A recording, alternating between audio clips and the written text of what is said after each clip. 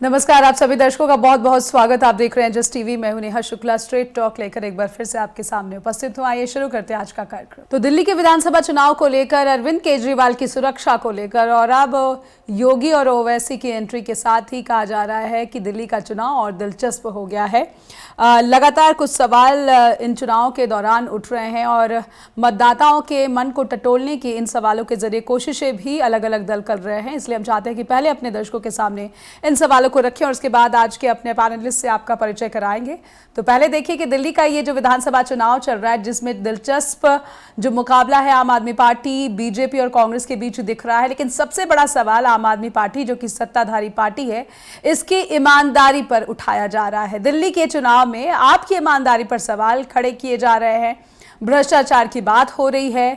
ऐसे में उत्तर प्रदेश के मुख्यमंत्री योगी आदित्यनाथ उनकी एंट्री हो चुकी है और एआईएमआई के मुखिया जो है असदुद्दीन ओवैसी, उनकी भी एंट्री हो चुकी है। क्या इन दोनों ही नेताओं की जो एंट्री है, ये केजरीवाल की आम आदमी पार्टी की मुश्किलें और बढ़ा रही हैं? बीजेपी को कितना फायदा होता हुआ दिख रहा है? खास करके योगी आदित्यनाथ की रैली का कितना प्रभाव दिख रहा है? और एक बात ये भी कि ओवैसी जिस तरीके से प्रचार कर रहे हैं, उसका फायदा किसको मिलेगा?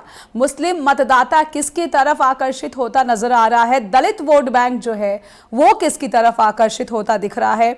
और क्या इस बीच कांग्रेस की रैलियां, राहुल गांधी की रैली जिस तरीके से रद्द हो रही हैं उनकी खराब सेहत को लेकर, इससे कांग्रेस की जो एक धारदार राजनीति देखने को मिल रही थी दिल्ली के विधानसभा चुनाव के दौरान, क्या इसकी अब ये जो धार है वो फीकी पड़ रही है? इसको भी टटोलने की कोशिश करेंगे। आइए आज के जो हमारे मेहमान हैं, पैनलिस्ट हैं, उनका स्वागत कर लेते हैं स्ट्रेट टॉक में।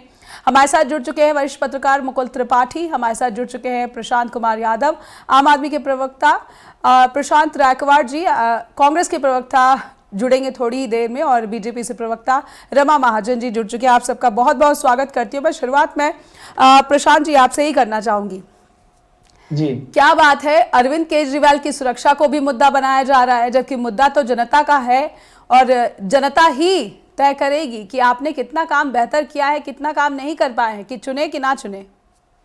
प्रशांत जी। नेहा जी जी नेहा जी, बेशक आपने ये बात बिल्कुल सही कि जनता को पता है कि उसको किसे चुनना है, और जनता बहुत समझदार है। दिल्ली की जनता, उसको पता है कि किन मुद्दों पर वोट करना है, और उनको ये भी पता है कि अरविंद केजरीवाल जी ही एकमात्र नेता हैं। वो हमेशा ये कहते हैं कि चुनाव के दौरान जनता से सिर्फ मुद्दों की बात होनी चाहिए। वो हमेशा कहते हैं। उन्होंने कहा भी कि बीजेपी पहले तो अपना दूल्हा बताए, अगर कोई दूल्हा है भी तो उसको लेके आए और पब्लिक फोरम पे एक डिबेट कराए, ताकि दिल्ली के लोगों को पता चल सके कि जिसे वो मुख्यमंत्री के रूप में मैंडेट देंगे, जिसकी पार्टी के लोगों को एमएलए अपना प्रतिनिधि बनाएंगे, क्या वो व्यक्ति हमारे दिल्ली का सीएम बनने के लायक है या नहीं। ये अरविंद केजरीवाल जी ने बार बार कहा है, लेकिन भाजपा जवाब नहीं देती, क्योंकि इनके पास दूल्हा नहीं है, इनके पास मुद्दे नहीं। अब रही बात अरविंद केजरीवाल जी की सुरक्षा का, केंद्र की खुफिया एजेंसी ने अभी कई दिन पहले अलर्ट किया था, और क्या हुआ? परवेश वर्मा चुनाव नहीं लड़ रहे हैं, वो युद्ध लड़ रहे हैं। वो तमाम मर्डर, रेपिस्ट, इनके आरोपी गुंडों को लेकर के यहाँ गली गली में नई दिल्ली विधानसभा में घूम रहे हैं। अभी 5 दिन पहले उन्होंने जो है पत्थर से हमला किया था अरविंद केजरीवाल जी की गाड़ी पर, जानलेवा हमला किया था। कल ही हरिनगर में विधानसभा में एक जनसभा के दौरान फिर से हमला हुआ। पत्थर से जानलेवा हमला, पत्थर से गाड़ी पे फेंका तो जानलेवा हमला। नेहा जी मैं इस बात का जवाब देता हूं। जो पत्थर लगा है जहां पर अरविंद केजरीवाल जी बैठे होते हैं, यहां शीशे में सीधा पत्थर लगा है, और जानलेवा हमला अगर ये नहीं है तो प्रधानमंत्री जी की गाड़ी गई थी, आज कीजिए पंजाब, तो लोगों ने, जो किसानों ने, जिन 750 लोगों की हत्याएं कर दी इस केंद्र सरकार ने, उन किसानों ने जरा सवाल ही तो करना चाहा था। मोदी जी भाग आए थे, किसानों से घबरा के भाग आए थे, और वो कह रहे थे मैं जान बचा के भागा। तो अरविंद केजरीवाल पर ये 6वां हमला है, 5वां या 6वां हमला है पिछले 3 महीने में, बार-बार। और दिल्ली पुलिस इस हमले में, इस जो है साजिश में मिली हुई है केंद्र के साथ में। आप एक बात बताइए, दिल्ली के 3 बार के पूर्व मुख्यमंत्री अरविंद केजरीवाल जी एक राष्ट्रीय पार्टी के मुखिया हैं, उन पर मैं समझता हूं किसी भी व्यक्ति पर आप हमला कैसे कर सकते हैं? चुनाव लड़िए, मुद्दों पर लड़िए, प्यार से लड़िए, ये जनता तय कर लेगी। लेकिन आप तो वोट काटने में लगे, आप प्रचार नहीं करने दे रहे हैं, आप लोटा बांट रहे हैं, चेन बांट रहे हैं, साड़ी बांट रहे हैं, जूते बांट रहे हैं, सब कुछ बांट रहे हैं, तो चुनाव कहाँ लड़ रहे हैं आप? और ठीक है, केजरीवाल ने भी तो, ठीक है प्रशांत चुनाव कौन लड़ता है? बीजेपी की प्रवक्ता से समझ लेते हैं, बीजेपी की प्रवक्ता का इस मुद्दे पर क्या कहना है। रमा जी, किस तरीके से उत्तर देना चाहेंगे आप आम आदमी पार्टी के प्रवक्ता की? कहीं ना कहीं केजरीवाल पर जो हमले हुए हैं, पुलिस की भी जवाबदेही बनती है, और बीजेपी पर सीधे सीधे आरोप लगाए जा रहे हैं कि हमला तो सिर्फ सीधे सीधे बीजेपी के कार्यकर्ता कर रहे हैं। नमस्कार जी, आपको भी और सुनने वाले श्रोतागण और पैनलिस्ट को भी जी। मैं पहले तो उनकी एक बात का जवाब पूछना चाहूंगी इनसे कि ये कह रहे हैं कि बीजेपी का दूल्हा कहाँ है। इनका दूल्हा दुल्हन कौन है? आतिशी जी हैं कि केजरीवाल जी हैं? ये भी पहले स्पष्ट कर दें। जो सिटिंग है उनको ये प्रोजेक्ट कर रहे हैं कि ये केजरीवाल जी कोई प्रोजेक्ट कर रहे हैं? कोई इनपे वोट आ नहीं रही है, बात कोई स्पष्ट नहीं कर रहे हैं। ये बीजेपी पे आरोप लगाना इनके लिए बड़ा आसान काम है जी। सॉफ्ट टारगेट है। बीजेपी को कह दिया हमें ऐसे नहीं करने देते, हमें वैसे नहीं करने देते हैं, वो इनकी आदत है जी। इनका वो जो होता है ना, एक राग अलापना है इनका काम कि हमें ऐसे नहीं करने देते, हमें ऐसे नहीं करते। सिंपैथी फैक्टर लेना इनका काम है। और ये भी जो कर रहे हैं केजरीवाल कर रहे हैं सिंपैथी लेने के लिए, मुझे टारगेट बना दिया, मुझे पत्थर फेंक दिया। इन्होंने जब काट चढ़ा दी कार्यकर्ता पे तो वो क्या करते? मैम आप ठीक है। रमा मैम मैं आपको यहाँ रोकना चाहूंगा। आप कह रही कार्यकर्ता पर कार चढ़ा दी, कैसी बातें कर रहे हैं आप? मैं रमा जी को सुन लीजिए। प्रशांत जी आप अपनी बारी में उत्तर दें। रमा जी बात पूरी करें। जब इन्होंने कार्यकर्ता पर कार चढ़ा दी तो वो कार्यकर्ता कहां क्या पर करेंगे? रमा जी कहां पर ये आरोप लगा रही हैं आप? बिल्कुल गलत नहीं लगा रही। वहां कार्यकर्ता खड़े थे। कहां पर, किस जगह की ये घटना है? और केजरीवाल जी ने वहां पर उन पर कार चढ़ा दी। और जब कार किस जगह की घटना है रमा मैम, किस जगह की घटना है ये पूर्वी दिल्ली की है घटना। वहां पे भी ये गए हैं और ऐसे ही किया है। जहां ये बीजेपी के कार्यकर्ता को देखते हैं इनको पता नहीं क्या जैसे कोई वो चढ़ जाता है कि बुखार चढ़ जाता है देखकर, और ये इनको सहन ही नहीं कर पाते हैं सामने जी। गच्चीपुरी में भी हुआ और यहाँ पे भी हुआ है। और इनको जैसे वो नहीं हो जाता कि भय सा हो जाता है बीजेपी के कार्यकर्ता को देख के, क्योंकि काम इन्होंने किया नहीं है कोई भी। लोगों को इन्होंने तंग किया, उसके अलावा कुछ नहीं किया। बड़े बड़े इश्तेहार लगाए हैं, भ्रष्टाचार चरम सीमा पर पहुंचा हुआ है इस समय। और सारे जो इनके नेता हैं वो भ्रष्टाचार में लिप्त हैं। जो दिल्ली की जनता है उनको पता है कि ये भ्रष्टाचारी हैं, इसलिए इनका साथ नहीं दे रहे हैं। इस तरह के अपना रहे हैं और इनको ये घंटे महंगे पड़ेंगे चुनाव में। मैं आज भी यही बात कहती हूँ और चुनाव में इनको सामने नजर आ जाएगा कि इनका भ्रष्टाचार कहाँ जा रहा है। ठीक है, तो मैं चाहती हूँ कि संक्षेप में प्रशांत जी आप उत्तर दें, उसके बाद मैं मुकुल जी से सवाल करूँ। जी बिल्कुल, मैं कह रहा हूँ रमा मैम, आप जो है सीसीटीवी कैमरे खंगालिए। दिल्ली पुलिस भी साथ में थी, कहाँ है, किधर है कैमरा जहां पे अरविंद केजरीवाल जी की गाड़ी ने उन पर हमला किया? भाजपा ही सिर्फ झूठ बोलते हैं, झूठ बोलने के अलावा इनके पास कुछ रहता नहीं है। परवेश वर्मा गुंडों को लेकर के हमने रिलीज किए वो पोस्टर, आप वेरीफाई करा लीजिए कि क्या वो मर्डर नहीं है, क्या वो लुटेरे नहीं है, क्या वो हत्यारे नहीं है, क्या उनके जो है हिंसा में तमाम जगह एफआईआर उनके नाम पे दर्ज नहीं है तमाम जगह। तो ठीक है, क्या रमा जी क्या इस मंच पर झूठ बोल रही है कि केजरीवाल ने परवेश वर्मा ने पंजाब नंबर की गाड़ियों को लेकर के पंजाबियों का अपमान किया? ठीक है, के हमारे प्रशांत जी आप कहना चाह रहे हैं कि रमा जी और बीजेपी के लोग झूठ बोलते हैं, झूठ की पॉलिटिक्स कर रहे हैं? प्रशांत जी तो इनके पास सीसीटीवी कैमरे हैं, आप निकालिए वीडियो। कहां गाड़ी इनके कार्यकर्ता पर चढ़ा दी थी, कहां पे चढ़ा दी? और पत्थर मारने का वीडियो सामने है, पत्थर मारने का वीडियो सामने है। ठीक है, वो दिख रहा। ठीक है, एक छोटा सा ब्रेक लेंगे, उसके बाद जब लौटेंगे तो हमारे साथ मुकुल त्रिपाठी बने हुए हैं और कांग्रेस के प्रवक्ता प्रशांत रायकवाड़ भी जुड़ने की कोशिश कर रहे हैं। एक छोटे से ब्रेक के लिए रुकेंगे, ब्रेक के बाद लौटेंगे स्ट्रेट टॉक के साथ। दिल्ली के विधानसभा चुनाव को लेकर एक बार फिर से सियासत गर्म और केजरीवाल की सुरक्षा को लेकर दंगल और ओवैसी और योगी के आ जाने से जो चुनाव है और दिलचस्प मोड़ पर पहुंचता दिख रहा है। हमारे साथ वरिष्ठ पत्रकार मुकुल त्रिपाठी भी बने हुए हैं। मुकुल जी आपसे समझने की कोशिश करेंगे, योगी आदित्यनाथ की रैली कितना आपने देखा कि उनकी चमक रैली में देखी गई, या फिर ओवैसी जिस तरीके से लोगों से मिल रहे जनसभाएं कर रहे हैं, दिल्ली के चुनाव में कितना असर इन नेताओं का? सभी दर्शकों, सभी पैनलिस्टों को मेरा नमस्कार। नेहा जी देखिए, चुनाव जो भी जैसे आम आदमी पार्टी के जो प्रवक्ता हैं उन्होंने कहा कि एक जंग की तरह ले रहे हैं, युद्ध तो की जाहिर बात है ये युद्ध की तरह ले रहे हैं, युद्ध जंग एक ही शब्द को है। तो बेसिकली ये है कि अब बिल्कुल राजनीति बदल चुकी है और इस वक्त सब पार्टियों को अपने अपने बेसिकली जो उनका एक स्टैंड है उसको क्लियर करना है, लेकिन ये लड़ाई दो लोगों के बीच में आके फंस रही है। इसमें आम आदमी पार्टी डायरेक्ट बीजेपी से ही चाह रही है कि हमारी लड़ाई हो, लेकिन कांग्रेस का इसमें जो इन्होंने करीब 10 से 12 सीटों पे ऐसे प्रत्याशी उतारे हैं जो शायद आम आदमी पार्टी के लिए मुसीबत पैदा कर सकते हैं, वही बीजेपी के लिए, बीजेपी तो चाह रही है कि किसी तरह कांग्रेस और आपके बीच में एक 1-to-1 फाइट हो जाए। अभी तक चूंकि राहुल गांधी नहीं निकले हैं तो ये चीजें भी बड़ा मतलब एक चर्चा का विषय बनी हुई कि राहुल गांधी ही क्यों, अगर उनकी तबीयत खराब है तो अगर कांग्रेस के हमारे स्पोक्स पर्सन होते तो शायद मैं उनसे सवाल भी पूछता कि राहुल गांधी की अगर तबीयत पटना के बाद, जो मेरे सूत्र है जो कांग्रेस पार्टी के, उन्होंने बताया कि पटना जाने के वापस आने के बाद ही उनको वायरल हुआ था और उसके बाद जाहिर बात है 4-5 दिन लगते हैं वायरल ठीक होने में, लेकिन प्रियंका गांधी सेकंड और उनकी जो बाकी लीडरशिप है वो उसको क्यों नहीं सीरियसली ले रही। देखिए घर में बैठ के अगर चुनाव लड़ा जा रहा है तो बट ऑब्वियस है कि ये बीजेपी तो चाह ही रही है कि किसी तरह ये चीजें 1-to-1 हो और जिस तरह से प्रवेश वर्मा हो, विधूड़ी हो, इन लोगों को एक प्लान बे के तहत इनको हमें लगता है, जो मेरा अपना मानना है कि इनको लोकसभा नहीं लड़वाया गया था जी। वो आप दूसरी बात है कि उनके ऊपर आरोप लगे थे, उन्होंने विवादित बहुत सारे भाषण दिए, कई ऐसी चीजें हुई, लेकिन आज की डेट में पूरा मामला कटाई में पड़ा हुआ है। यस, आम आदमी पार्टी अपर हैंड में है आज की डेट में, ये सारे चैनल्स कह रहे हैं, हम लोग की भी जितनी यहां से लेकर दिल्ली के जितने वरिष्ठ पत्रकार हैं उनका यही कहना मानना है कि आम आदमी पार्टी अपर हैंड पे, लेकिन बीजेपी को कम से कम 25 से 30 सीटों पे तगड़ी फाइट दे रही है, जिसे कहिए 1-to-1 और अंतर कम होगा। जैसे हरियाणा में जो काम आम आदमी पार्टी ने कांग्रेस के साथ किया है, अगर राहुल गांधी, प्रियंका और इनकी टीम आती है तो वो जाहिर बात है वो सरदर्द आम आदमी पार्टी के वोटर के लिए बढ़ाएंगे कि हम वोट किसकी तरफ जाएं जी, क्योंकि 10 साल यहाँ पर कांग्रेस की तरफ से अगर धारदार पॉलिटिक्स में अगर इसकी धार फीकी पड़ रही है तो बीजेपी को ज्यादा नुकसान।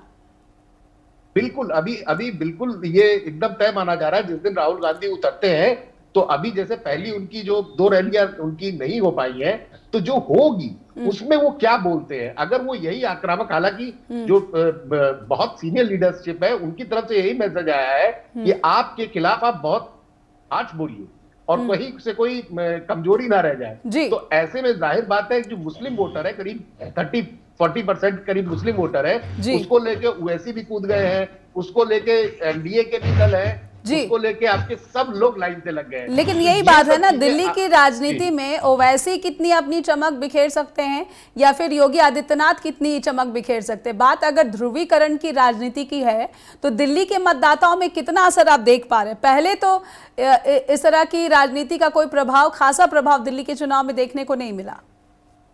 देखिए 2014 के बाद से जब से मोदी जी आए हैं, हिंदुत्व, सनातन, इसको लेके लगातार बीजेपी एक अभियान चला रही है और उसमें काफी हद तक वो सफल हो रही है जी। लेकिन 2024 के जो यूपी के नतीजे आए उससे बीजेपी को एक धक्का लगा है।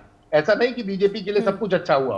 योगी जी 2020 में भी गए थे, उससे पहले भी योगी का पूरा लिया जा रहा था समर्थन और पूरा सारी चीजें थी सारी।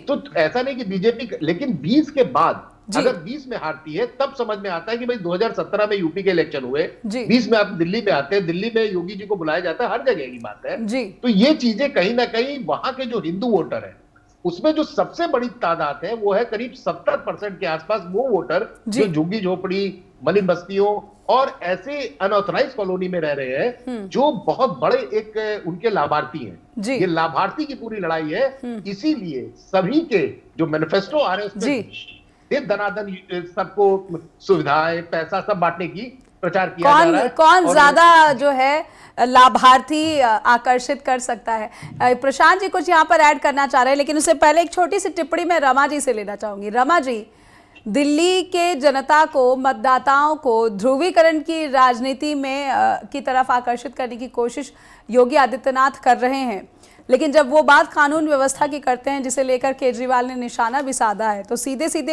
एक बड़ी गलती आपके एक बड़े नेता की तरफ से हो जाती है कि दिल्ली में कानून व्यवस्था जो है वो सही नहीं है, उत्तर प्रदेश में बहुत ही उचित है। रमा जी। वो तो है, क्योंकि दिल्ली में उनके सीसीटीवी कैमरास भी कोई काम नहीं कर रहे। इन्होंने बड़ी घोषणा की थी कि हम जगह जगह पे सीसीटीवी कैमरास लगाएंगे, कोई कैमरा कर रहा है सीसीटीवी कैमरा का। औरतों का निकलना बंद हुआ है वहां पर, क्योंकि वहां पे सुरक्षित नहीं है औरतें।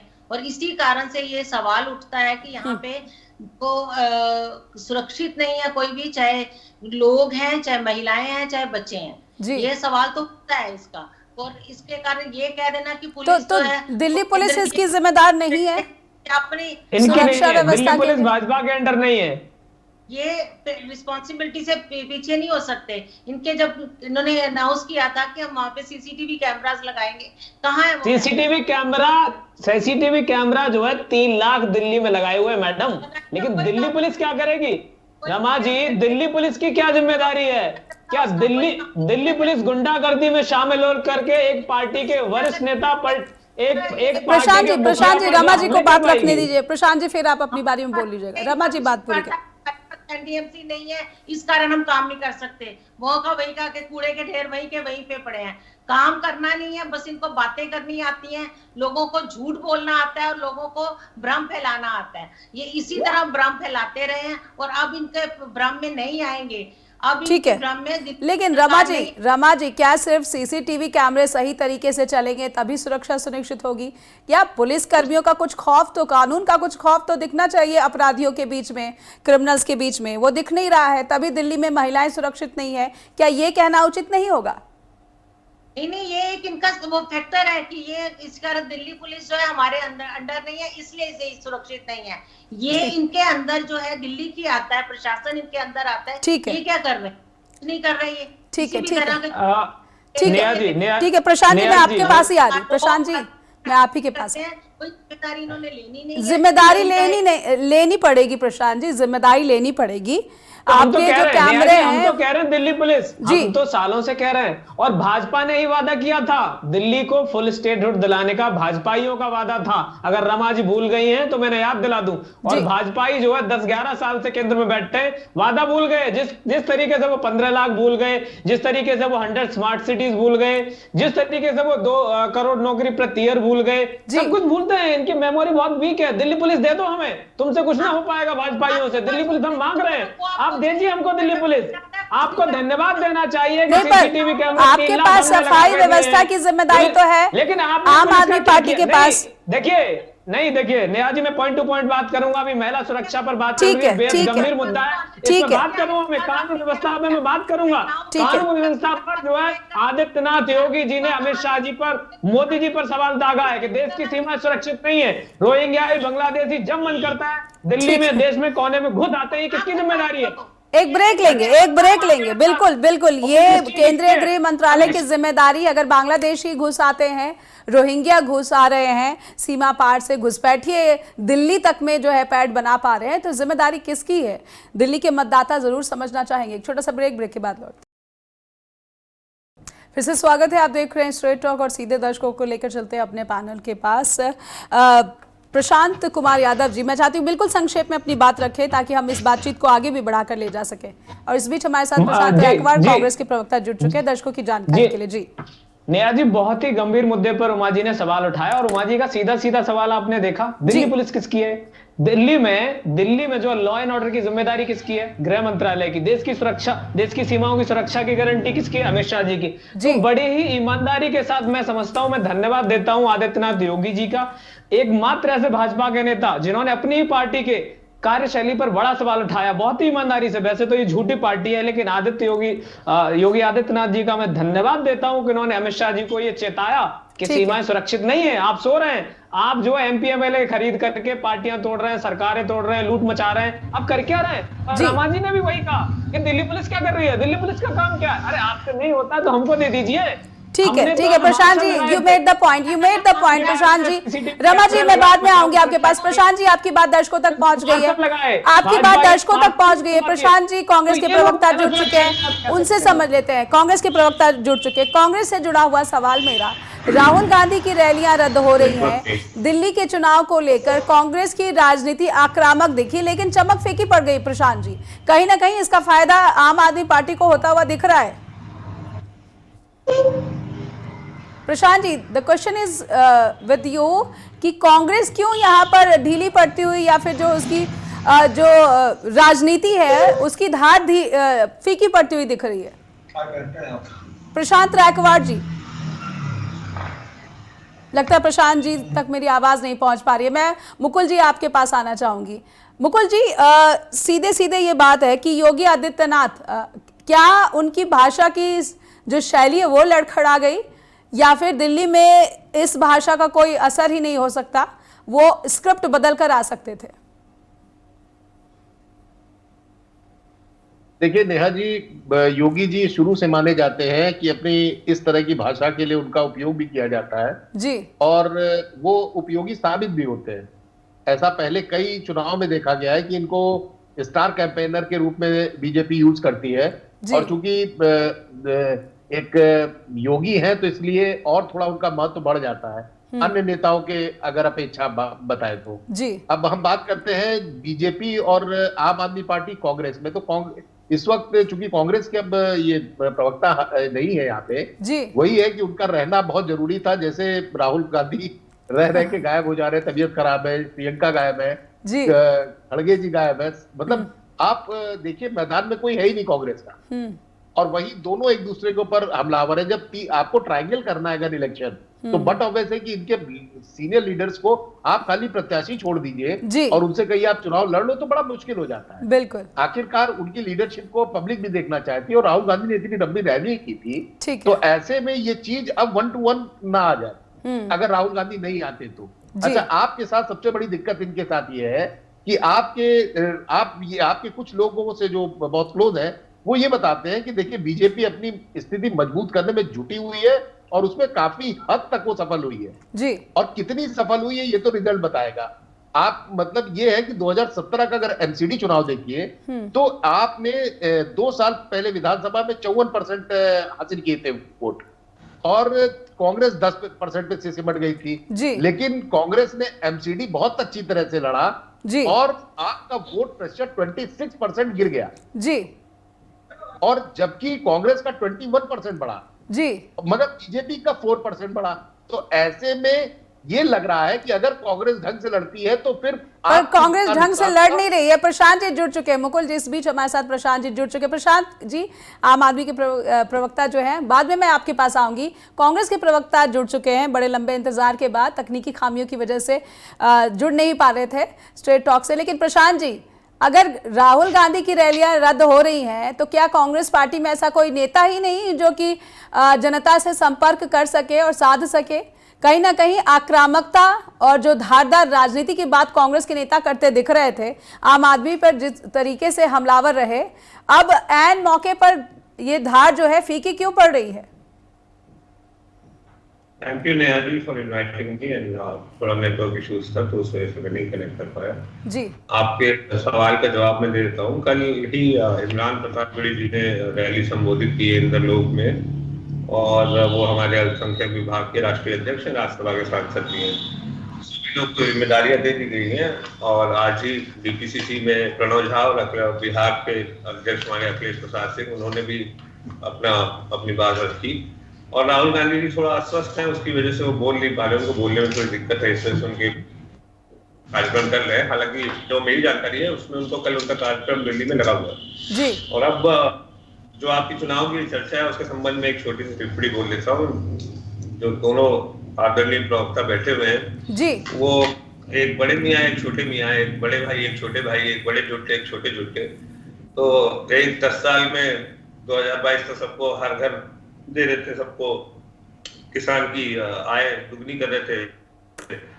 और छोटे वाले हैं ये जी, बाद में प्रोटेस्ट का तो इनके मुंह में दही जम जाता है। ये सिलेक्टिव सिलेक्टिव सेकुलर रहेंगे। ये हनुमान जी का नारा लगाने लगते हैं, ये राम मंदिर में यात्रियों को भेजने लगते हैं। इनके मुंह में फिर अल्पसंख्यकों के लिए कोई स्थान नहीं बचता जी। न जामा मस्जिद में जो घटनाएं हुई, ना पूरी दिल्ली में जो घटनाएं हुई, उनमें इनका कोई महत्वपूर्ण योगदान या कोई बयान या कोई नहीं आता। तीसरी बात बता दूं आपको, इनका जो सबसे पहला चुनावी वादा था वो था कूड़े को हटाएंगे, यमुना को साफ करेंगे। इसी मुद्दे पर मैं आना चाह रही हूँ, मैं इसी मुद्दे पर आपके प्रवक्ता से उत्तर भी ले लूंगी जी। प्रशांत जी संक्षेप में खत्म। हाँ, गाजीपुर के कूड़े के पहाड़ और ओखला के कूड़े के पहाड़ गायब हो जाने थे, और यमुना इतनी साफ हो जानी थी कि उसमें स्नान करने वाले थे 2025 में। और एक चीज और पूछ लीजिएगा, दिल्ली में लोकपाल कौन है जी? बिल्कुल ठीक है। कहीं ना कहीं कांग्रेस जो है जो दिल्ली का मुस्लिम वोटर है उसको भी जो है आकर्षित करने की कोशिश करे, लेकिन स्वच्छता जो है, सफाई व्यवस्था, बीजेपी भी इस मुद्दे पर आपको घेर रही है, कांग्रेस भी इस मुद्दे पर आपको घेर रही है, और मुझे लगता है दिल्ली की जनता भी, जो वोटर है, वो भी कहीं ना कहीं सफाई व्यवस्था से, आम आदमी के प्रशासन से उतनी खुश और संतुष्ट नहीं है। जी प्रशांत जी, आप बताइए। देखिए नेहा जी, मैं आपके सवाल का भी जवाब दूंगा, लेकिन मेरी बात तब भी अधूरी रह गई थी क्योंकि आप जल्दी में थे। तो मैं उमा जी से पहले ये सवाल पूछना चाहता हूँ, रमा जी से ये सवाल पूछना चाहता हूँ कि राम रहीम और ब्रजभूषण की एंट्री दिल्ली चुनाव में कब हो रही है? क्योंकि राम रहीम को 13 बार पेरोल पर और इतने मोदी मजबूर हो गए कि हरियाणा चुनाव में बड़ी बेशर्मी के साथ उतार दिया।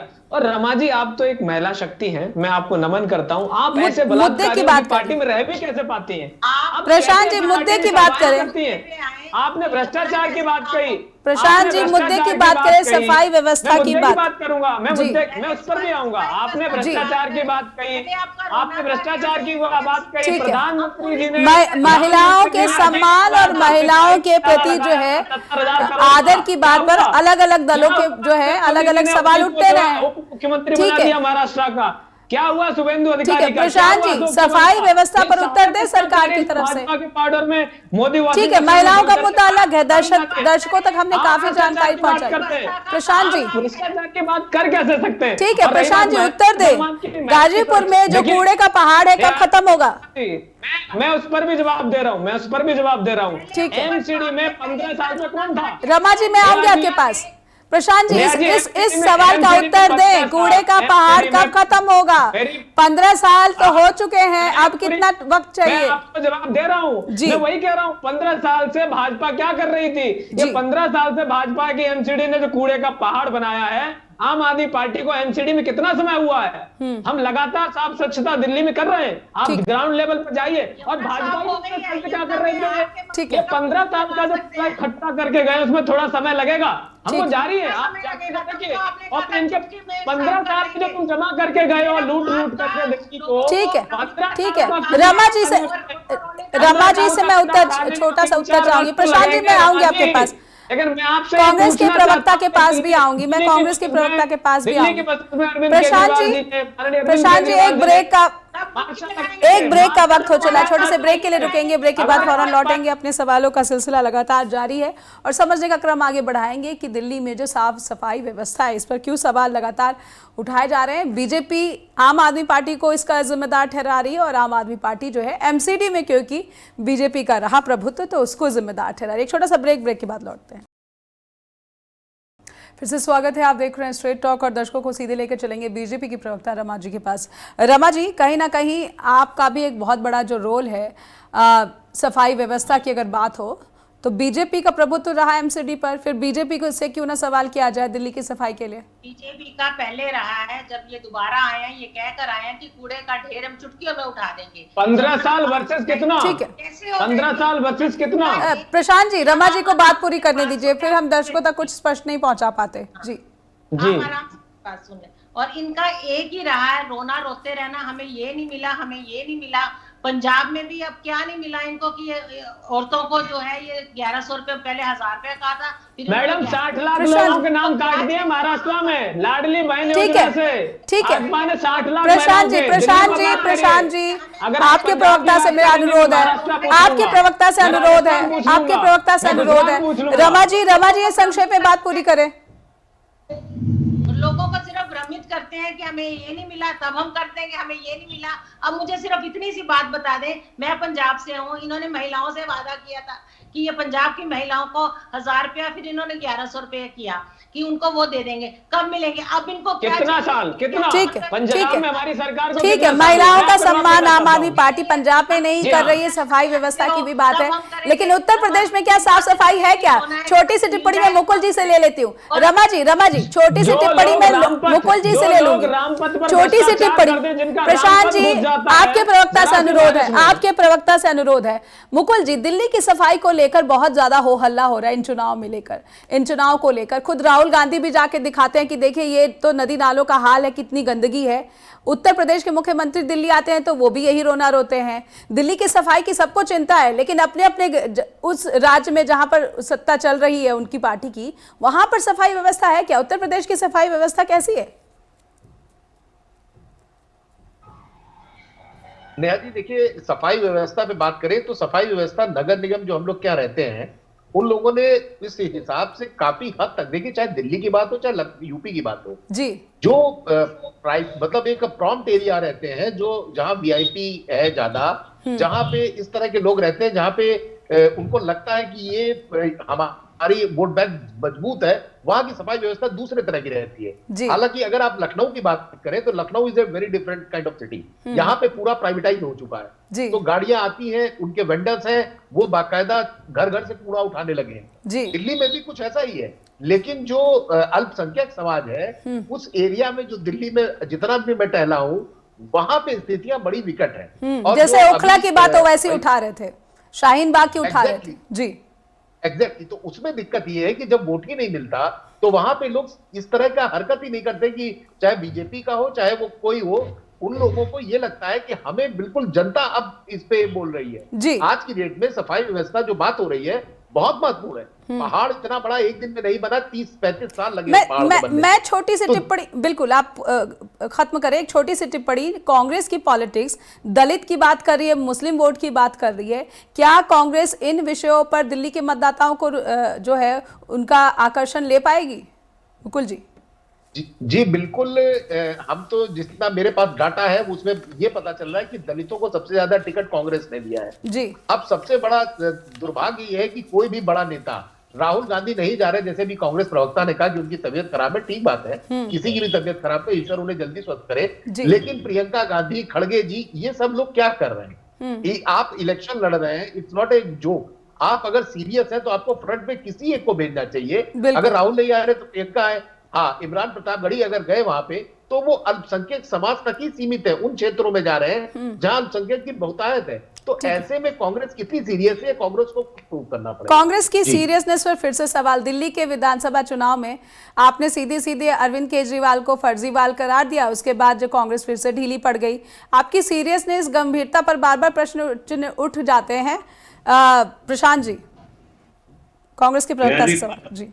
मैं ये सोच रहा था इतनी देर से, आदरणीय सर बोल रहे थे, दिल्ली में जो ऑक्सीजन है that is equals to 20 cigarettes. अगर एक व्यक्ति प्रतिदिन 20 सिगरेट पिए तो उस प्रकार का प्रदूषण है जी। यूट्यूब सबसे पहले राहुल गांधी ने उस मुद्दे को उठाया, दिल्ली के अनेक क्षेत्रों में गए, कार्मिकों के बीच गए, मोती नगर में आप जानती हैं लकड़ी का काम होता है, फिर आजादपुर मंडी गए, वहां के जो है किसानों से बात की, फिर किराना स्टोर पे गए, उसको आपने नहीं देखा, आप अभी देख रहे। अच्छा, और 10 साल में कुछ हुआ हो चाहे ना हुआ हो, केजरीवाल जी की खांसी और उनका मफलर, 2 चीज जरूर गायब हो गए, बाकी जनता की कितनी खांसी दूर हुई। प्रशांत जी, केजरीवाल की खांसी ठीक हुई तभी तो इंडिया गठबंधन में वो जो है वो आ सके और अब पूरा साथ मिला लोकसभा चुनाव में। I knew that this is coming।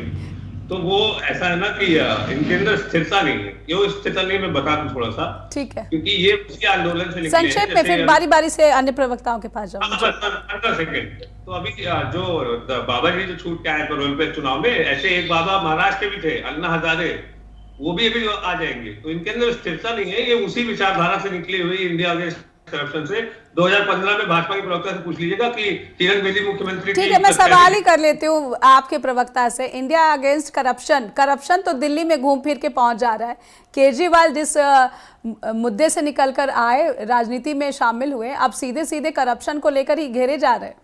Prashant ji, देखिए नेहा जी, मैं याद दिलाना चाहूंगा, अभी 3 दिन पहले ही बॉम्बे हाई कोर्ट ने इनकी ईडी, इनके तोता, ये मेरा शब्द नहीं है, बंद पिंजरे में तोता, ये माननीय उच्च न्यायालय, उच्चतम न्यायालय के शब्द थे, और बॉम्बे हाई कोर्ट ने उस पर ठप्पा लगा दिया 1 लाख का। सीबीआई हो, ईडी हो, इनकम टैक्स हो, 1 लाख रुपए का भी उस दिन जो है जुर्माना लगाया है। तो इसकी बात करते हैं, ये जबरदस्ती। और अगर भ्रष्टाचार की मोदी जी बात करते हैं तो रमा जी से ये पूछना चाहूंगा, रमा जी से, कि शुभेंदु अधिकारी कौन है ये? अजीत जो है पवार कौन है? 70,000 करोड़ का सिंचाई घोटाला मोदी जी ने लगाया था। अशोक चव्हाण कौन है जिन पर आदर्श सोसाइटी घोटाला, शहीदों की विधवाओं के घरों को लूटने का घोटाला?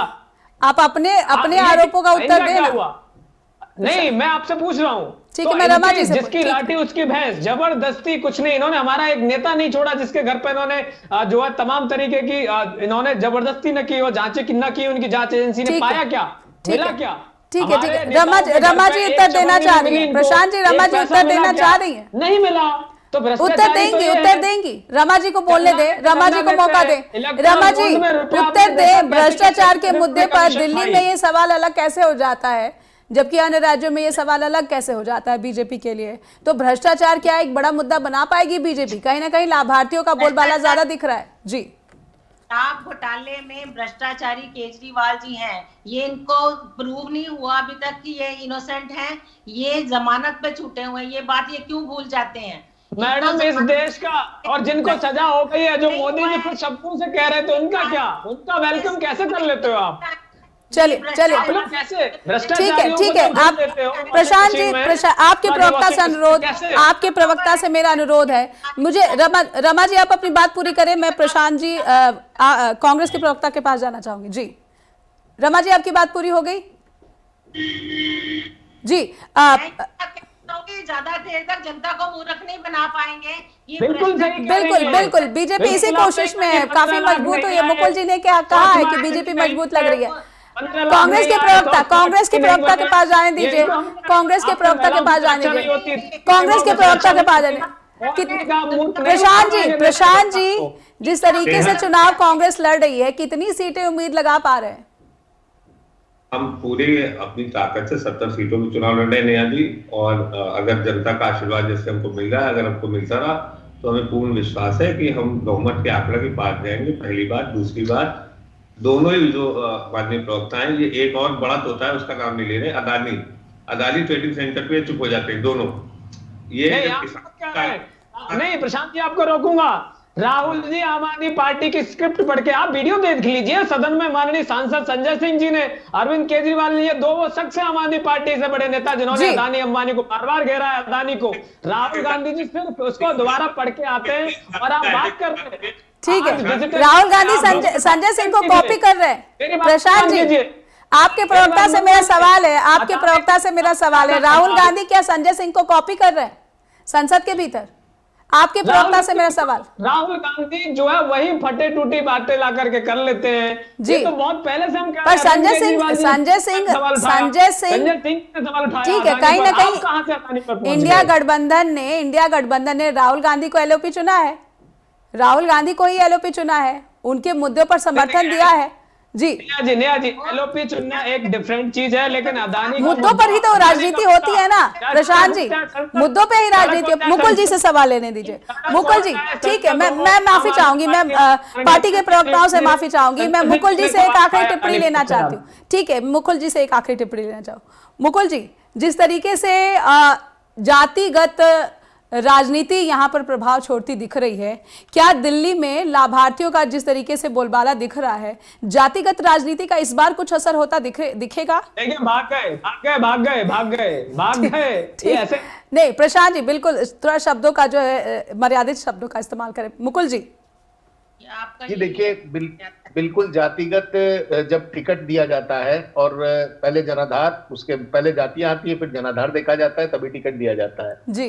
तो जाहिर बात है कि इस वक्त लाभार्थी की जो हम बात कर रहे हैं, हमारे पास पिछले मतलब जो चुनाव हुए हैं उसमें झारखंड की बात करिए, महाराष्ट्र की बात करिए, आप एमपी की बात करिए, तो ये ऐसी चीजें हैं। हरियाणा आप छोड़ दीजिए, हरियाणा में कुछ अलग हुआ, लेकिन ऐसी चीजें हैं जो ये बताती है कि जिसकी सरकार है और वो अगर कोई लाभार्थी की योजना चला रही है, तो वो वर्ग जो इसका लाभार्थी वास्तव में जो फ्री में बस में सफर कर रहा है जी, उसके ऊपर बिल्कुल असर पड़ेगा कि वो मैं क्यों ऐसे नए को लाऊं जो कल की डेट में जैसे एक जुमला टाइप होता है कि जुमला कहा गया था 15 लाख, उस पे कितना विश्वास करता है बीजेपी की वोटरों पे? इसका मतलब आम आदमी पार्टी का जो किला है वो थोड़ा सा उसमें सेंध तो लगेगी, लेकिन बरकरार रह सकता है। देखिए, दरार पड़ चुकी है जी नेहा जी, दरार पड़ चुकी है और डेंट उसको मारने वाला बीजेपी है और उस जो डेंट पड़ा है उसको, जो उसके पीछे का कारण है वो कांग्रेस भी है। तो कांग्रेस का ये सारा वोट आम आदमी पार्टी का कांग्रेस। प्रशांत जी, समय समाप्त हो गया, बिल्कुल संक्षेप में, बिल्कुल एक लाइन में जी। जी नेहा जी, आज का समाचार है महाराष्ट्र में जो है 90 करोड़ प्रति महीने के घाटे में महाराष्ट्र सरकार की सरकारी बसें चल रही हैं, सरकारी विभाग इनका, तो वहां पर 15% सरकारी बसों का किराया बढ़ाया जाएगा वर्सेस दिल्ली का मुनाफे का बजट, जहां माता बहनों को फ्री यात्रा। बिल्कुल बिल्कुल। और अगर आर्थिक नीति तो केजरीवाल ही सिखा सकते हैं, आर्थिक नीति तो केजरीवाल ही सिखा सकते हैं। ठीक है रमा जी, समय समाप्त हो गया, माफी चाहूंगी मैं, समय समाप्त हो गया, माफी चाहूंगी आप सभी से, समय समाप्त हो गया। बहुत बहुत धन्यवाद। स्ट्रेट टॉक से जुड़े रहने के लिए आप दर्शकों का भी आभार व्यक्त करना चाहती हूँ, लेकिन उम्मीद है कि आपका फीडबैक हम तक ईमेल के रूप में लगातार पहुंचता रहेगा, इसलिए हमें लिखिए info@justbroadcasting.com और neha@justbroadcasting.com पर भी ईमेल भेज सकते हैं। अपना ख्याल रखिए, लगातार देखते रहिए जस्ट टीवी। नमस्कार।